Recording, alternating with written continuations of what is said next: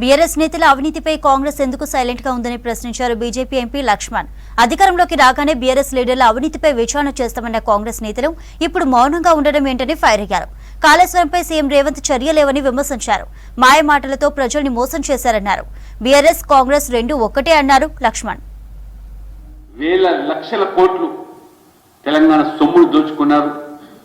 దాన్ని వెలికితీస్తామని చెప్పినటువంటి ఈ కాంగ్రెస్ నాయకులు మరి దాదాపు 50 రోజుల పైన ఈ ప్రభుత్వం అధికారంలోకి వచ్చింది.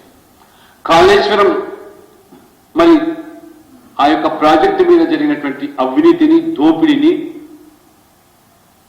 ఎన్నికల ముందు రేవంత్ రెడ్డి గారు స్వయంగా సిబిఐ ఎంక్వైరీ చేసి విచారణ జరిపించి పూర్తి స్థాయిగా ఆ మెక్కిన సొమ్మంతా కక్కించి తెలంగాణ ప్రజలకు పంచుతామన్నారు. కానీ ఇవాళ వాళ్ళ గొంతుకలు మూగబోతున్నాయి. సిబిఐ విచారణ కాదు, ఇవాళ జ్యుడిషియల్ ఎంక్వైరీ అని. ముఖ్యమంత్రి ఏమో మొత్తం కాళేశ్వరం ప్రాజెక్టు మీద విచారణ అంటారు.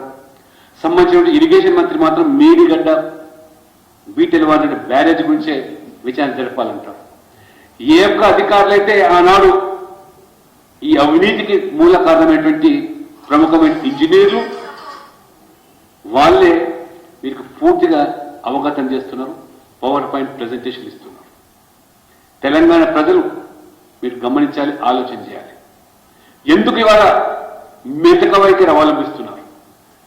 ఇవాళ బీఆర్ఎస్తో మరి ఆ ప్రలోభ గురవుతున్నారా? బీఆర్ఎస్ లొంగ తీసుకోవడానికి మీ హెచ్చరికలు మాత్రమేనా?